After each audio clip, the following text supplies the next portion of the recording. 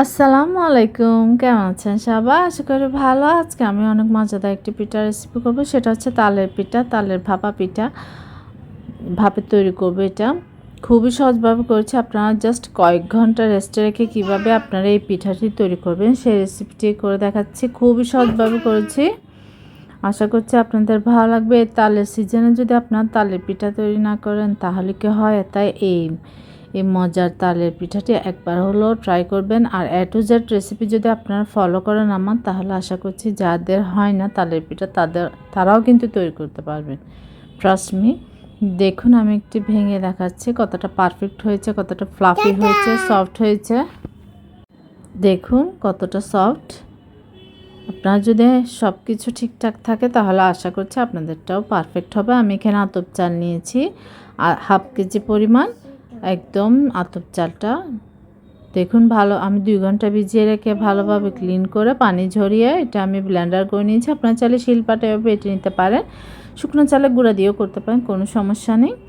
আমি এখানে আধা কাপ পরিমাণ উষ্ণ গরম দুধের মধ্যে কিন্তু 1 চা চামচ ইস্ট দিয়েছি। আপনার একটা ভালো ব্র্যান্ডের ইস্ট ইউজ করবেন, তাহলে আপনার পারফেক্টভাবে কিন্তু আপনার ব্যাটারটা ফুলবে। তাই অবশ্যই ভালো ব্র্যান্ডের ইস্টটা ইউজ করবেন। দেখুন আমার কিন্তু চালের গুঁড়োটা আমি ব্লেন্ডার করে নিয়ে নিয়েছি। আমি এখানে 2 কাপ পরিমাণ নিয়েছি মেজারমেন্ট কাপে, তারপর আধা কাপ পরিমাণ ময়দা। আপনারা উপকরণের সব কিছুর মেজারমেন্টটা পারফেক্ট রাখবেন, তাহলে কিন্তু আশা করছি আপনাদের সব কিছু কিন্তু পারফেক্টভাবে আপনারা এটা তৈরি করতে পারবেন পিঠাটা। আমি এখানে চিনি দিয়েছি স্বাদ অনুযায়ী, এটা আমি কিন্তু পরে আবার চেক করে দিব। তারপর গুঁড়া দুধ দিয়েছি 1/4 কাপ পরিমাণ, তালের রস দিয়েছি, তালের কাতো বলে অনেকে, এটা দিচ্ছি আমি আধা কাপ পরিমাণ। এটা কিন্তু একদম পানি ছাড়া করেছি, আমি এখানে কোনো পানি অ্যাড করিনি। অনেকে কিন্তু পানি দেওয়ার কারণে কিন্তু তালের যে কাত বা রস বলেন সেটা কিন্তু একটু পাতলা হয়ে যায়, তাই এটা কিন্তু পারফেক্ট স্বাদটা কিন্তু পাওয়া যায় না। আর তালের কাতটা কীভাবে বের করতে হয়, রসটা কীভাবে বের করতে হয়, আমার চ্যানেলে কিন্তু এর আগের 2টি তালের পিঠার রেসিপি দেওয়া আছে, সেখানে কিন্তু কীভাবে আপনারা খুব সহজেই তালের এই কাঠটি বের করবেন সেই রেসিপিটি দেওয়া আছে। তাই আমি আর এখানে দেখালাম না কিভাবে করছি, আমি জাস্ট সরাসরি এখানে কাঠটাই দেখিয়ে দিলাম। আমি এখানে আধা কাপ পরিমাণ দিয়েছি তালের রসটা, একদম পিওর, এখানে কোনো পানি অ্যাড করিনি। পাকা তালের রস নেবেন আপনারা, তাহলে আপনার পিঠাটাও টেস্ট হবে, কালারটাও খুব সুন্দর আসবে। তারপর আমি যে ইস্ট গুলানোর দুধটা ছিল সেটাও দিয়ে দিলাম। তারপর আমার কাছে মনে হয়েছে এটা একটু বেশি ঘন হয়ে গিয়েছে, তাই আমি আরেকটু পরিমাণ, তাই আমি আরও 1/3 কাপ পরিমাণ তালের রস অ্যাড করেছি। আপনারা এটা বুঝে শুনে দিবেন, একসাথে আপনারা বেশি দিয়ে দিবেন না, তাহলে কিন্তু এটা আবার বেশি পাতলা হয়ে যাবে। আপনারা এটা দেখে বুঝে নেবেন যে এটা কতটুকু ঘনত্বটা হবে। আমরা যেরকম কেক বেক করার জন্য কেকের যেই ব্যাটারটা তৈরি করি ওরকমই হবে এটা। দেখুন পিঠাটাও, তাহলে কিন্তু আপনার পিঠাগুলো খুব সুন্দরভাবে ফুলবে এবং ফ্লাফি হবে। তাই আপনার কিন্তু এটাও ঠিক রাখতে হবে, অতিরিক্ত পাতলা বা অতিরিক্ত ঘন হলেও কিন্তু আপনার পিঠাটা ভালো হবে না। এটা কিন্তু আঠা আঠা থেকে যাবে, ভেতর আবার কাঁচা থেকে যাবে। আমি এবার একটি ডিম দিয়ে দিচ্ছি, এটা নর্মাল তাপমাত্রায় একটি ডিম, আপনারা ফ্রিজের ডিম দিবেন না, তাহলে ফ্রিজে থাকলে আপনারা 1 ঘন্টা 2 ঘন্টা আগে বের করে রাখবেন নর্মাল হলে, তারপর ডিমটা অ্যাড করবেন। ডিমটা দিয়েও আমি ভালোভাবে ব্যাটারটা মিক্স করে নিচ্ছি। এটা আমি রেস্টে রেখে দিয়েছিলাম, একদম আপনারা গরম একটা স্থানে রাখবেন, অতিরিক্ত গরম জায়গা না। যদি এটা যেহেতু এখন গরম পড়ছে, গরম ঠান্ডা মিলিয়ে, তাই এটা একটু মোটামুটি গরম জায়গায় রাখবেন। আমি এটা 3 ঘন্টার থেকে সামান্য 10-15 মিনিট কম হবে, 3 ঘন্টা রেখেছি। একদম পারফেক্টভাবে কিন্তু এটা ফুলে উঠেছে, ফ্লাফি হয়ে গিয়েছে ওটা। তারপর নারকেলটা আমি অ্যাড করেছি। নারকেলটা আপনারা কখনোই যখন ফার্স্টে মিক্স করবেন তখন দিবেন না, এটা তৈরি করার সময় নারকেলটা অ্যাড করবেন। আমি এখানে 1 কাপ কোরানো নারকেল দিয়ে দিয়েছি।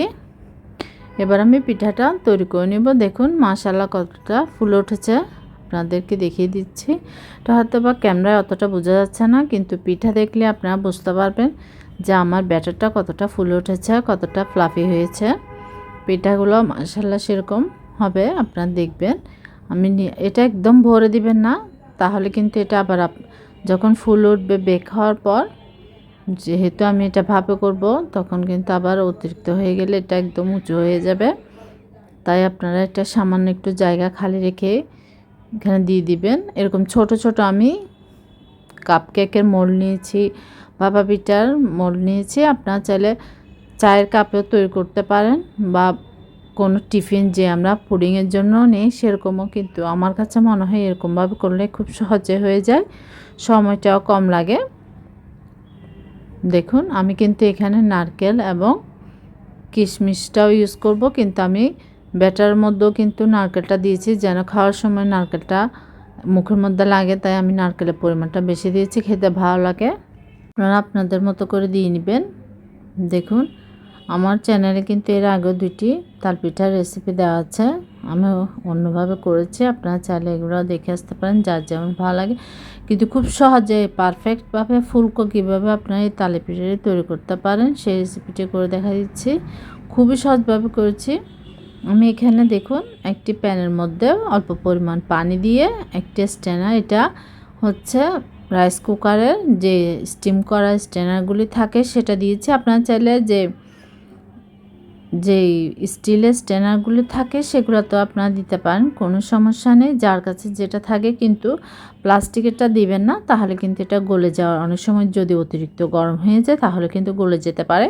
তাই আপনারা স্টিলেরটা দেওয়ার চেষ্টা করবেন, স্টিল স্ট্যানারে দিবেন, তাহলে কিন্তু খুব সহজে আপনার পিঠাগুলো হয়ে যাবে। ভাপে পানির পরিমাণটা কিন্তু অল্প দিবেন, না হয় কিন্তু আবার এটা যখন বলক উঠে কিন্তু আপনার পিঠাটা নষ্ট করে দিতে পারে, তাই অল্প পরিমাণ আপনাদেরকে দেখিয়ে দিয়েছি। আমি পানিটা খুবই কম দিয়েছি, দিয়ে পানিটা যখন একদম গরম হয়ে আসবে চুলাটি আপনি লো করে তারপর আপনি পিঠার বাটিগুলো বসিয়ে দিবেন, তারপর ঢাকনাটা দিয়ে দিবেন।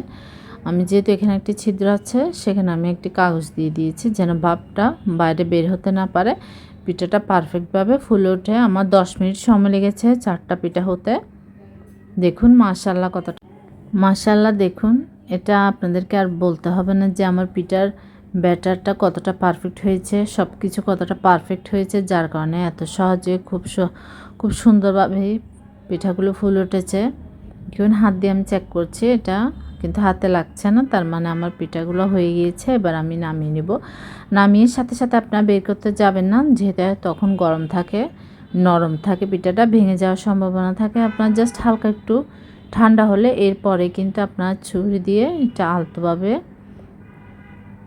হাতের সাহায্যে দেখুন আমি আপনাদেরকে দেখিয়ে দিচ্ছি কিভাবে আপনারা করবেন। এভাবে হালকাভাবে উঠিয়ে তারপর আপনারা বের করে নিন। মাশাআল্লাহ দেখুন পেছনের অংশটাও কতটা সুন্দর হয়েছে, সামনের অংশটা একদম ফেটে ফেটে গিয়েছে।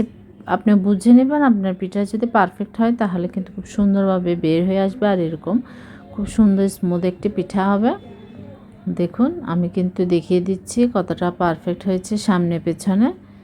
আপনারা যদি আমার এরকম রেসিপির সব কিছু সেম টু সেম রেখে তৈরি করেন, আশা করছি আপনাদের পিঠাগুলো পারফেক্ট হবে। যারা নতুন, যাদের পিঠা তৈরি করতে পারেন না বা হয় না, তারা কিন্তু চাইলে আমার রেসিপিটি ফলো করে তৈরি করতে পারেন। আমি আবার দিয়ে দিলাম 4টি।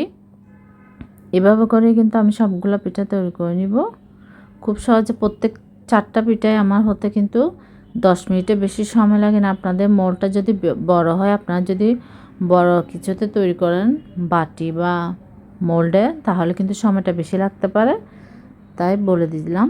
আশা করছি আপনাদের ভালো লাগবে। ভুল ত্রুটি সরি। আল্লাহ হাফেজ, আসসালামু আলাইকুম। সবাই ভালো থাকবেন, সুস্থ থাকবেন।